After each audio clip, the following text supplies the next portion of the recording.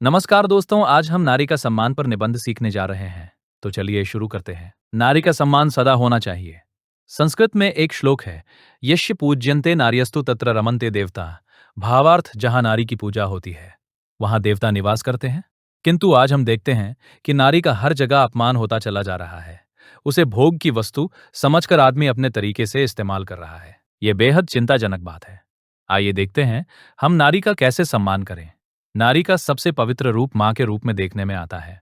माता यानी जननी। माँ को ईश्वर से भी बढ़कर माना गया है, क्योंकि ईश्वर की जन्मदात्री भी नारी ही रही है। माँ देवकी, कृष्ण तथा माँ पार्वती, गणपति, कार्तिकेय के संदर्भ में हम देख सकते हैं इसे। किंतु बदलते समय के हिसाब से संतानों ने अपनी माँ को महत्व देना कम कर दिया है। यह चिंताजनक पहलू है। सब धन लिप्सा व अपने स्वार्थ में डूबते जा रहे हैं।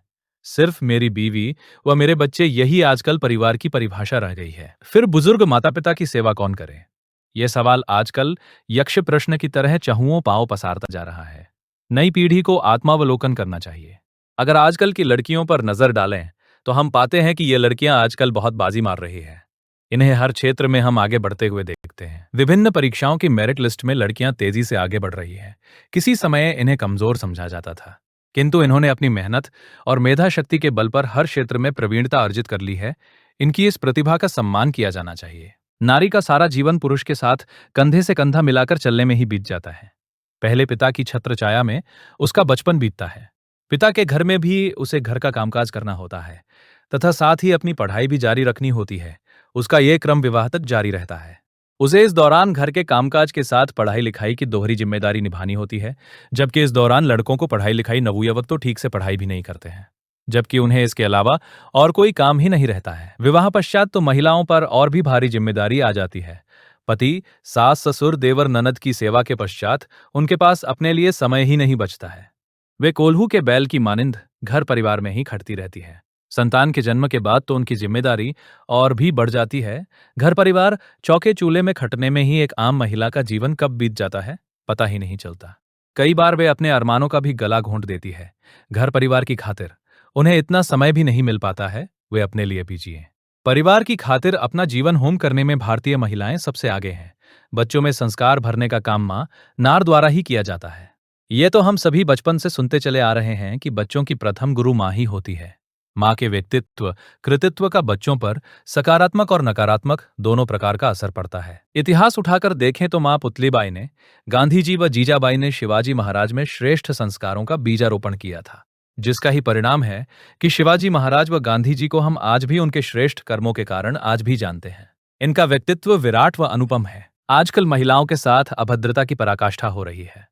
हम रोज ही प्रिंट व इलेक्ट्रॉनिक मीडिया में पढ़ते हैं कि महिलाओं के साथ छेड़छाड़ की गई या सामूहिक किया गया। इसे नैतिक पतन ही कहा जाएगा।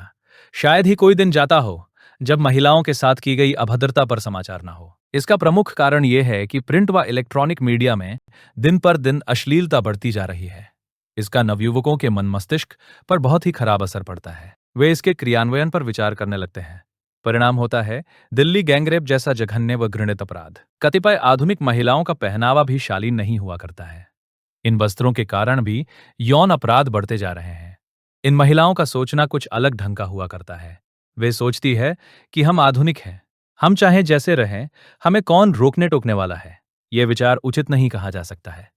अपराध होने ये बात उभर कर सामने नहीं आ पाती है कि उनके वस्त्रों के कारण भी ये अपराध हुआ है। देवी अहिल्याबाई होलकर, मदर टेरेसा, इला भट्ट, महादेवी वर्मा, राजकुमारी अमृत कौर, अरुणा आसफ अली, सुचेता कृपलानी और कस्तूरबा गांधी आदि जैसी कुछ प्रसिद्ध महिलाओं ने अपने मन, वचन व कर्म से सारे जग संसार में अपना नाम रोशन किया है। कस्तूरबा गांधी ने महात्मा गांधी का बायां हाथ बनकर उनके कंधे से कंधा मिलाकर देश को आजाद करवाने में महत्वपूर्ण भूमिका निभाई है।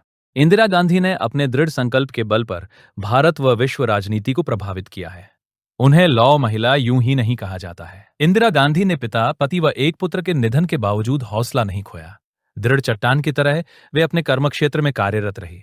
अमेरिका के पूर्व राष्ट्रपति रोनाल्ड रेगन तो उन्हें चतुर महिला तक कहते थे, क्योंकि इंदिरा जी राजनीति के साथ वाक चातुर्य में भी माहिर थी। अंत में हम यही कहना ठीक रहेगा कि हम हर महिला का सम्मान करें, क्योंकि दुनिया की आधी आबादी के बलबूते पर ही आदमी यहां तक आया है। उसे ठुकराना नहीं चाहिए। जिस सीढ़ी महिला के बलबूते पर आदमी यहां तक आया, उसका तिरस्कार, अपमान कतई उचित नहीं कहा जा सकता है।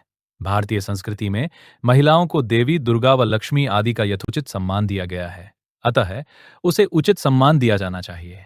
दोस्तों, इस वीडियो को देखने के लिए आपका बहुत बहुत धन्यवाद। अगर आपको ये जानकारी पसंद आई हो तो वीडियो को लाइक करें, अपने दोस्तों के साथ शेयर करें और हमारे चैनल को जरूर सब्सक्राइब करें। इसी तरह की और रोचक और ज्ञानवर्धक वीडियो के लिए जुड़े रहिए। धन्यवाद।